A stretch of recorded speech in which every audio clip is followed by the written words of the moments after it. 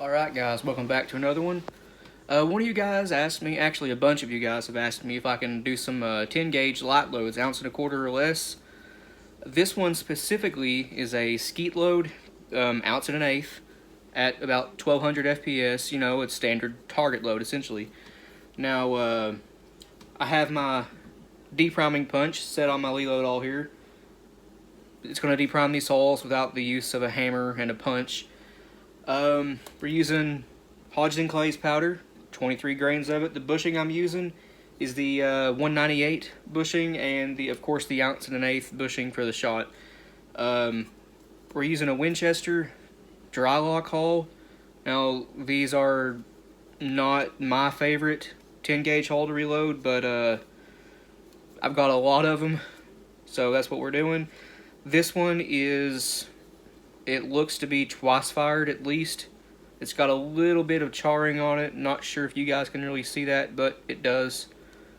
Brass is a little, you can see it, kinda. It's been resized a few times. It's about to be resized again. This one happens to have the primer blown out on it. If the camera would focus. It's got a hole through it. But no big deal. The rest of the hull is in good shape. So, let's load it up. You're going to need, of course, your mech resize ring, PVC pipe, 1.5 inch tall, 4/5 inch diameter, or just big enough to fit over a 10 gauge hull. Set that right on there just like that. And then you can deprime it on your reload hull, excuse me. A little bit more. Standing at this thing sideways is kind of odd. There we go. That got it fully resized. Of course, depriming is easy. Or knocking the ring back off, I should say. Primer is still in it. That's where this guy right here comes in handy. Slide your hull up over it. Gone. Tell you what, this thing right here, that's a handy thing to have. This is my 10 gauge conversion. So the primer we're using is a Winchester. I know this is in a shot box, but it's a Winchester. See? Winchesters. Get this back in here.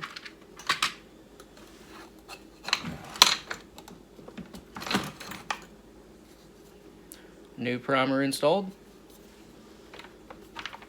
I've set the wad guide up a 1/2 inch by just drilling a new hole in the stem of it right here.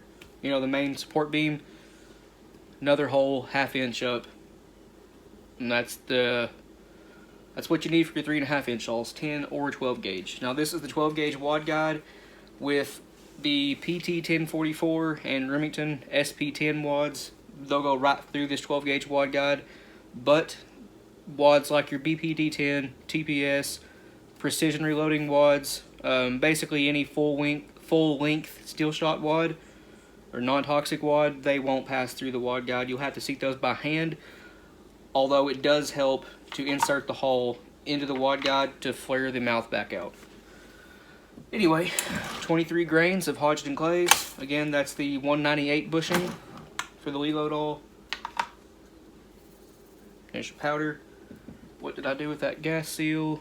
I guess I didn't grab one. Give me 1 second.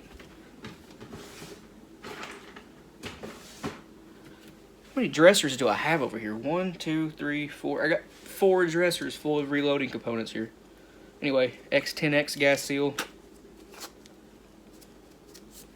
1/4 inch fiber cushion wad.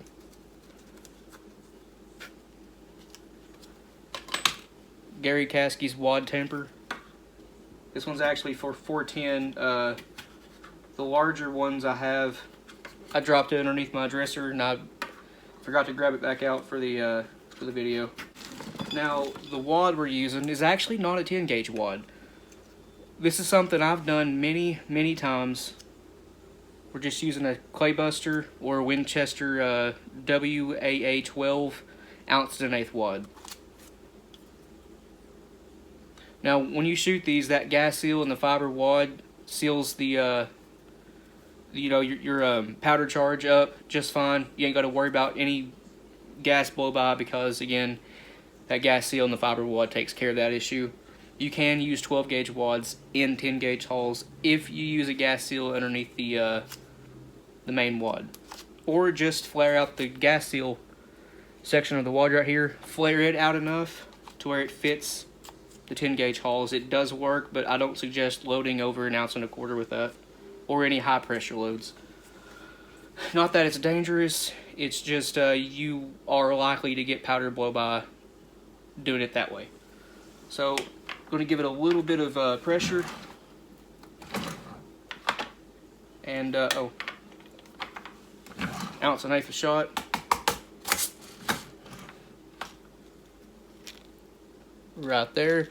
Last thing you need is, now if you have 1 ounce wads, you don't need this right here, but 10 gauge nitro card, thin nitro card, right over top your shot.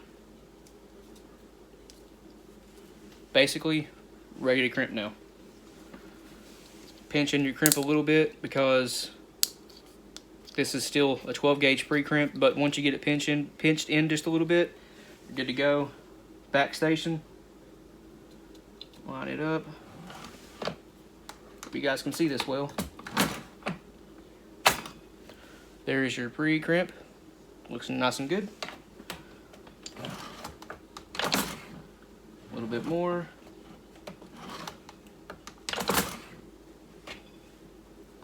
Now this doesn't look bad right here, but it can look better. You guys heard me say these are not my favorite hulls to reload, and that's one of the reasons right there. Winchester likes to put these, see that right there? They burn in the center of their crimp, and sometimes using small shot, it will come back through the little hole. That's what the nitro card's for, but we're going to give that a little bit more pressure and hope it doesn't crush. These Winchester hulls are very bad to crush.